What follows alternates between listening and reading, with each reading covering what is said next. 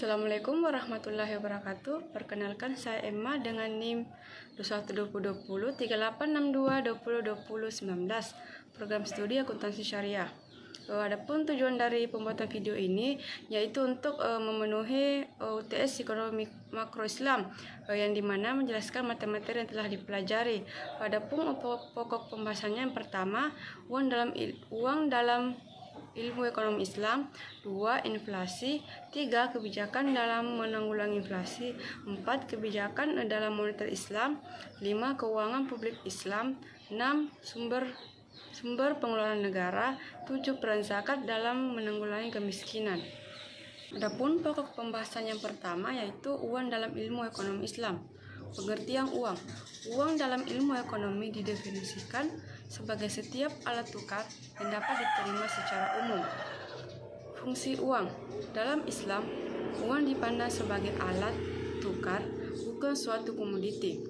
Peranan uang ini dimaksudkan untuk melenyapkan ketidakadilan, ketidakjujuran, dan pengisapan dalam ekonomi tukar-menukar atau barter. Adapun pembagian uang terbagi 3. Yang pertama, uang barang, 2. Uang kertas, dan 3. Uang giral. Adapun perbedaan konsep uang dalam ekonomi Islam dan ekonomi konvensional. Yang pertama, dari aspek fungsi. Ekonomi konvensional, uang sebagai komoditas, sedangkan ekonomi Islam, uang bukan komoditas. 2. Dari aspek substansi.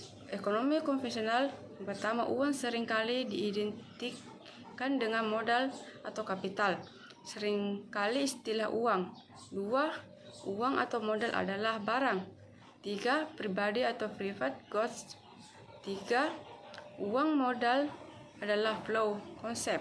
Sedangkan ekonomi Islam, pertama, uang berbeda dengan modal. 2. Uang adalah barang halayak atau public goods. 3. Uang adalah flow konsep. Uang harus diputar terus sehingga dapat mendatangkan keuntungan yang lebih besar. 3. Dari aspek nilai waktu. Ekonomi konvensional, nilai waktu uang atau time value of money. Jumlah nilai uang di masa depan akan berubah, atau hal ini merupakan kekeliruan besar dalam ekonomi Islam karena uang bukan makhluk hidup yang bisa beranak atau berkembang biak.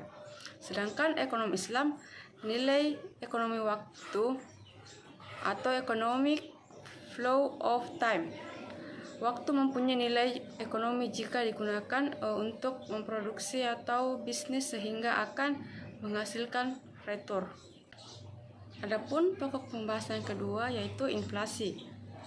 Inflasi adalah kenaikan harga barang dan jasa secara umum dan terus-menerus dalam jangka waktu tertentu. Kenaikan harga dari 1 atau 2 barang saja tidak dapat disebut inflasi, kecuali jika kenaikan itu meluas atau menyebabkan kenaikan harga pada barang lainnya. Kebalikan dari inflasi disebut deflasi. 2. Jenis-jenis inflasi. Inflasi ringan, inflasi sedang, dan inflasi berat. Ketiga, penyebab inflasi. Tingginya permintaan, biaya produksi, dan uang beredar bertambah. Adapun pokok pembahasan yang ketiga yaitu kebijakan dalam menanggulangi inflasi. Kebijakan dalam menanggulangi inflasi ada 3. Yang pertama, kebijakan fiskal, 2. Kebijakan moneter, dan yang ketiga, kebijakan non-fiskal dan non-moneter. Adapun pokok pembahasan yang keempat yaitu kebijakan dalam moneter Islam. Definisi dari kebijakan moneter Islam adalah upaya mengendalikan atau mengarahkan perekonomian makro ke kondisi yang diinginkan atau yang lebih baik dengan mengatur jumlah uang yang beredar. Selanjutnya, tujuan kebijakan moneter Islam.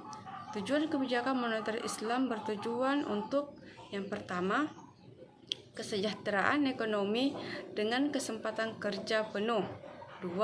Keadilan sosioekonomi dan distribusi pendapatan dan kekayaan. 3. Stabilitas nilai uang. Adapun instrumen kebijakan moneter Islam. Kebijakan Instrumen kebijakan moneter dalam Islam dapat dikelompokkan menjadi dua kelompok, yaitu pertama kelompok kuantitatif pada penyaluran dana, kedua metode yang dapat menjamin alokasi pembiayaan dapat berlangsung dengan baik pada sektor-sektor yang bermanfaat dan produktif. Pokok pembahasan kelima yaitu uang publik Islam. Adapun pengertian keuangan publik Islam. Keuangan publik Islam merupakan sebuah kaidah dan prinsip yang mengatur keuangan publik untuk kepentingan masyarakat, yang tujuan dasarnya adalah untuk mencapai falah dan dengan fungsi agar pelaksanaan anggaran keuangan sesuai dengan yang telah direncanakan. Adapun fungsi dan tujuan pengolahan keuangan publik Islam. Menurut Manan, tujuan dari kebijakan fiskal adalah ekonomi Islam berbeda dengan ekonomi konvensional, namun tetap ada kesamaan. Pada sistem konvensional, konsep kesejahteraan hidup adalah untuk mendapatkan keuntungan maksimum bagi individu di dunia ini. Namun, dalam Islam, konsep kesejahteraan sangat luas, meliputi kehidupan di dunia maupun di akhirat, serta peningkatan spiritual lebih ditekankan daripada material. Adapun sejarah keuangan publik Islam. Yang pertama, masa Rasulullah SAW. Bicara mengenai keuangan publik pada masa Rasulullah adalah berangkat dari kedudukan beliau sebagai kepala negara, yaitu identik dengan melayani publik. Sebagai negara yang baru terbentuk, ada beberapa hal yang segera mendapat perhatian beliau seperti pembangunan masjid, utama sebagai tempat untuk mengadakan forum bagi para pengikutnya, merehabilitas muhajirin Makkah di Madinah, serta membuat konstitusi negara. Selanjutnya pada masa kekhalifahan Abu Bakar As-Siddiq. Abu Bakar As-Siddiq terpilih sebagai khalifah dalam kondisi miskin sebagai pedagang dengan hasil yang tidak mencukupi kebutuhan keluarga selama sekitar 27 bulan di masa kepemimpinannya. Abu Bakar As-Siddiq telah banyak menangani masalah murtad, cukai, dan orang-orang yang membayar zakat pada negara. Beliau sangat memperhatikan keakuratan perhitungan zakat. Zakat selalu didistribusikan setiap periode dengan tanpa sisa. Selanjutnya, masa kekhalifahan Utsman. Pada 6 tahun pertama kepemimpinannya, balik untuk menata pendapatan, baru kebijakan Umar diikuti. Kemudian, tindakan efektif diterapkan dalam rangka pengembangan sumber daya alam. Aliran air digali, jalan dibangun, pohon buah-buahan ditanam, dan keamanan perdagangan diberikan dengan cara pembentukan organisasi kepolisian tetap. Khalifah Utsman tidak mengambil upah dari kantornya. Sebaliknya, dia meringankan beban pemerintah dalam hal yang serius. Dia bahkan menyimpan uangnya di bendahara negara. 3. Instrumen pembiayaan publik. Yang pertama, zakat. Negara Islam memiliki sumber pendanaan negara dalam bentuk barang, yaitu ghanimah dan fair. 2. Aset, kharaj atau disebut dengan pajak tanah yang dikenakan ke atas orang bukan Islam. Selanjutnya, jizyah, pajak yang dikenakan terhadap non-muslim yang hidup di naungan pemerintah Islam sebagai tanda tunduknya mereka kepada Islam. Selanjutnya, wakaf. Dalam buku Islam, wakaf berarti menyerahkan suatu hak milik yang tahan lama atau zatnya kepada seseorang atau nazir atau penjaga wakaf, baik berupa perorangan maupun lembaga dengan syariat Islam. Adapun prinsip penerimaan publik. Yang pertama, sistem pemungutan wajib atau riba harus menjamin bahwa hanya golongan kaya dan mempunyai kelebihan yang memikul beban utama dari riba. Selanjutnya, berbagai pungutan dari riba tidak dipungut atas dasar besarnya input atau sumber daya yang digunakan. melainkan atas hasil usaha dan tabungan yang terkumpul. Selanjutnya, Islam tidak mengarahkan pemerintah mengambil sebagian harta milik masyarakat secara paksa. Islam memperlakukan kaum muslimin dan non-muslim secara adil. Pungutan dikenakan proporsional terhadap manfaat yang diterima pembayaran. Islam telah memutuskan sektor-sektor penerimaan negara menjadi 4 jenis: zakat, aset, dan riba, dan penerimaan sukarela. Pokok pembahasan selanjutnya yaitu sumber-sumber pengeluaran negara. Adapun definisi dari pengeluaran negara adalah arti real dapat dipakai sebagai indikator besarnya kegiatan negara yang dibiayai oleh pengeluaran negara itu. Semakin besar dan banyak kegiatan negara, semakin besar pula pengeluaran negara yang bersangkutan.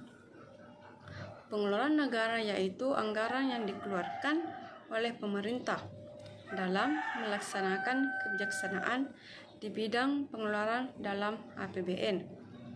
Adapun fungsi belanja atau pengeluaran negara, yang pertama fungsi otoritas, 2 fungsi distribusi, 3 fungsi stabilitas, 4 fungsi alokasi, dan yang kelima fungsi pengawasan. Adapun bagian-bagian dan jenis-jenis belanja negara. Yang pertama belanja negara atau pengeluaran rutinnya. Pertama belanja pegawai, belanja barang, belanja hibah, belanja modal, dan belanja sosial dan belanja lain-lain. Belanja pemerintah pusat pengeluaran pembangunan. Yang pertama pembiayaan proyek, pembiayaan pembangunan rupiah, dan pembelanjaan negara. Belanja negara, dana dialokasikan ke daerah, dana pertimbangan, dana bagi hasil, dana alokasi umum, dana alokasi khusus, dana otonomi khusus, dan penyesuaian operasi, dan belanja modal yang digunakan untuk pelayanan umum, pertahanan, pariwisata budaya dan agama, lingkungan hidup, perumahan dan fasilitas umum, kesehatan, ketertiban dan keamanan ekonomi, pendidikan dan perlindungan sosial. Adapun pengeluaran pemerintah. Pertama, pengeluaran obligasi atau pemerintah, pembayaran pokok dan pinjaman luar negeri, pembayaran lain-lain. Karakteristik pengeluaran. Karakteristik dari dalam sistem Islam paling tidak dapat dibagi dua, yaitu karakteristik pengeluaran terikat dengan pengeluaran yang tidak terikat. 2. Pengeluaran yang terikat adalah di mana distribusi pengeluaran dari penerimaan dialokasikan hanya kepada objek tertentu, misalnya zakat, humus, dan wakaf. Pada zakat, akumulasi dana yang terhimpun tidak dimakan oleh syariat untuk dipergunakan selain kepada 8 golongan manusia yang berhak atas zakat atau dikenal dengan mustahil. Sementara pengeluaran tidak terikat sesuai kondisi dan kebutuhan. Adapun pokok pembahasan terakhir yaitu peran zakat dalam menanggulangi kemiskinan. 1. Peran zakat. Peran zakat adalah bagian dari harta yang Allah SWT mewajibkan kepada pemiliknya untuk diserahkan kepada yang berhak untuk menerimanya dengan persyaratan tertentu. Dalam Islam ekonomi, zakat merupakan suatu tindakan pemerintahan harta kekayaan dari golongan yang kaya kepada golongan miskin. Selanjutnya, strategi penyaluran dana zakat. Yang pertama, penyaluran dana. Zakat secara langsung, penyaluran ini dilakukan langsung kepada mustahik atau mendatangi kantor Basnas. 2. Penyaluran zakat secara tidak langsung. Penyaluran ini dilakukan oleh lembaga atau mitra yang diserahkan kepada unit saluran zakat setempat atau dapat diserahkan di LAZ. Selanjutnya, golongan yang berhak menerima dana zakat. Yang pertama, fakir, yakni golongan yang tidak mempunyai harta sehingga tidak memiliki kemampuan untuk memenuhi kebutuhannya. 2. Miskin, yakni orang yang mampu dalam memperoleh pekerjaannya namun tidak mampu memenuhi kebutuhan hidupnya. 3. Amil zakat, yakni orang yang diberikan amanah dalam mengumpulkan dan mengelola dana zakat. 5. Mu'allaf, yakni orang non-Islam yang baru masuk Islam yang memiliki keimanan lemah. 5. Budak, yakni Muslim yang menjadi tawanan orang kafir dalam berperang. 6. Orang yang berhutang. 7. Fisabilillah, yakni segala sesuatu yang bertujuan untuk kepentingan di jalan Allah.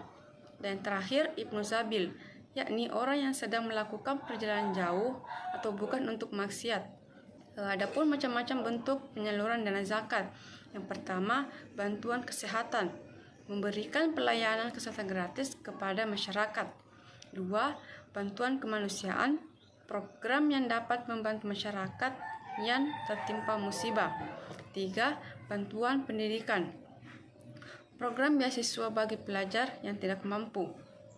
Selanjutnya, bantuan ekonomi sebagai bentuk mengembangkan ekonomi masyarakat miskin.